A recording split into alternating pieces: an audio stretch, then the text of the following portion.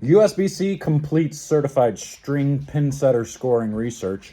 No significant difference from free fall machines. And the USBC Masters for 2024 fills in less than 3 hours. Let's talk about it.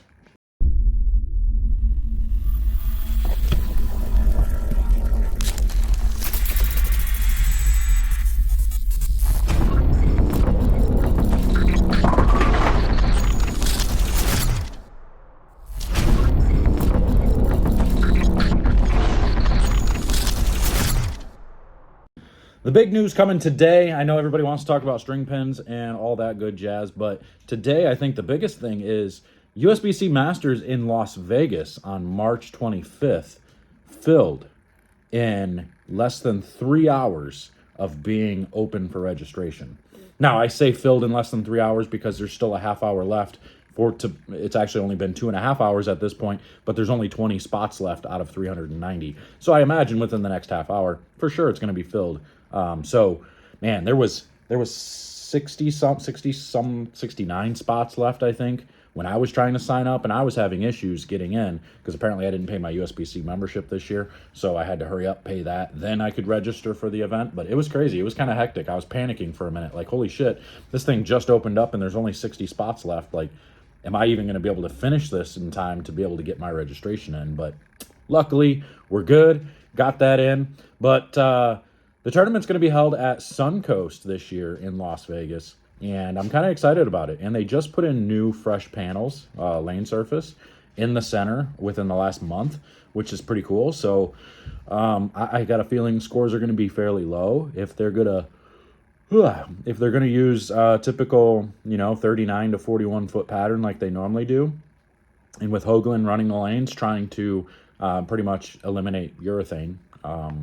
He does a pretty good job of that.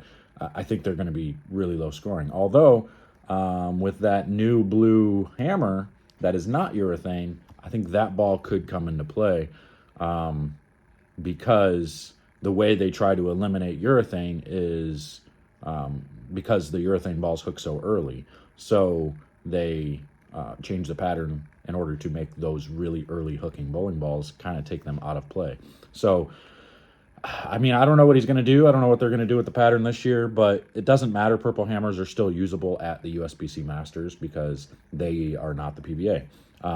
The interesting thing is, for the Masters, you could use a purple hammer all the way up to the TV show. But then once the TV show starts, PBA rules take over. So then the purple hammers are going to be illegal. So if you use a purple hammer the entire week to get to the show, you're not going to be able to use it on the show. So that's kind of crazy. That's going to be interesting. But I will like the fact that you're not going to see a bunch of urethane on the TV show this year. So that's good. But it is going to be difficult. And a week-long grind, 15 games, 5 games a day, 3 different squads, all day, man, all day long. It's going to be amazing. We're going to get lots of video footage. One of the guys that helps me out at the pro shop, Rodney Martinez, not a newer bowler, but a newer tournament bowler, is going to go with me. He's going to go out there. He just signed up. He got himself in. He's going to come room with me and get some experience. More than likely, he's not going to go out there with a bunch of expectations. I'm going to try to work with him over the next 5 months or so. We've got 4.5 months to get ready for that event. So I'll work with him a little bit, see if we can't get him at least a little bit more tournament ready. He's been bowling some local stuff here in trying to get his feet wet. Bowled a couple of regionals, getting his feet wet. Didn't fare too well, but that's to be expected. Like my first regional, I finished near the bottom as well. I was like 17 or 18 years old. So totally to be expected when you are just starting to bowl tournaments and trying to get your feet wet. Even if you throw it great, it doesn't matter how good you throw it. It doesn't matter how well you execute. If you aren't experienced, you're generally not going to do very well because you don't know how to play the lanes. You don't know the equipment very well. You've only known league patterns. You've only known how to throw the ball in certain specific parts of the lane, and you've gotten really good at doing that. Where when you're bowling on these tournament patterns, you've got to have some versatility. You got to be able to play all kinds of different parts of the lane, and you got to be able to use different hand positions with different bowling balls. And it's tough. It's not easy to recognize. So you got a couple of months to try to bowl as many side tournaments as you can to get better, and hopefully you can at least get yourself to a situation where you can cash at a bare minimum out there. So lots of cash spots out there, 1 in 3. So you're going to see 100 and some odd cash spots. So that's good, I think. That's how it's going to go. Maybe it's 1 in 4 for that. It might be like 90 cash spots. I don't know. Either way, quite a bit. Actually, I'm not going to look it up right now. But anyway, so on to string pins, equipment certification here. They have officially certified string pins. Let me know in the comments below what you think about that. I know a lot of people are upset about it. I think we kind of went over it a little bit before, where the study showed that actually averages kind of came down with the string pins when they had longer strings.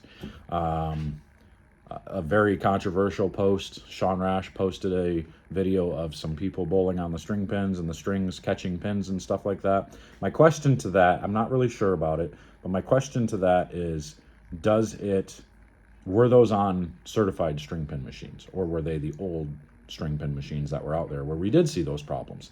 Because according to the research, those problems do not exist as much. It's a very low rate that a pin actually gets caught by a string on the new lengths that they use, because they use longer lengths. The only thing that happens is a lot of the times, I can't stop yawning again.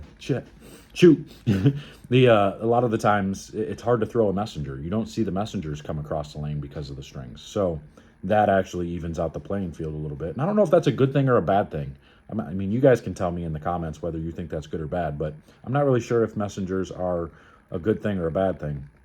They're fun to watch, but if I know that I'm going to get a perfect spot just about every single time because of the string pin setup, then I think that's a whole lot better.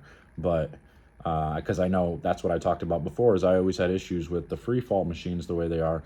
A lot of spotting issues, seeing pins off spot, and a lot of centers that just don't take the time to fix them properly and get them to be on spot a lot of cases. So a lot of older machines that even when you fix the spot, they kind of wiggle and jiggle their way back out of sync and end up being off spot again within just a couple of games. So lots of issues with stuff like that. I think the string pins kind of fixes that. So that's one of the pluses that I see with string pins. But they did a full report.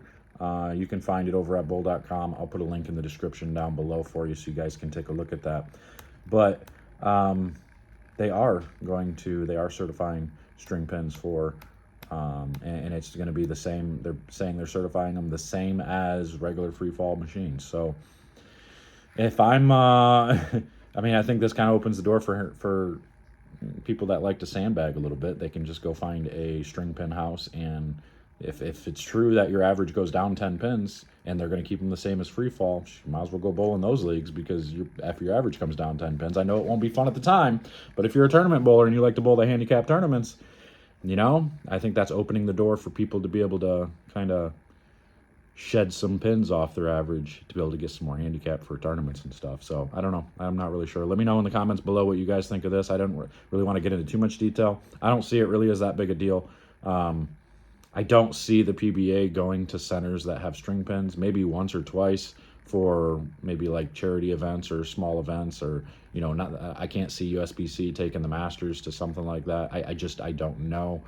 I can't see it happening, but you never know. It's possible. But anyway, I'm getting out of here. I just kind of wanted to fill y'all in on that and let you know that the Masters is now probably, let's check. I'm going to check right now.